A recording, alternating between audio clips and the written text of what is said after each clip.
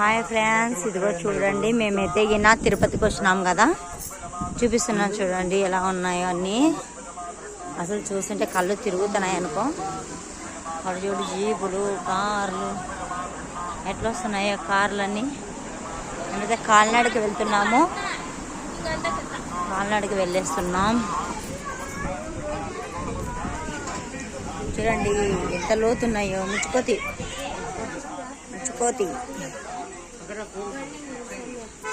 కోతి సెల్లు గుంజుకుంటుందా?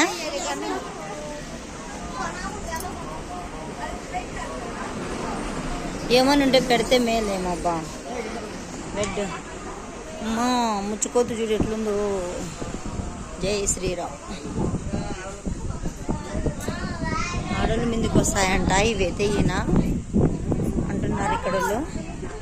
చూడు ఎంత ఫారెస్ట్ ఉందో, అసలు ఎంత లోతుకుందో.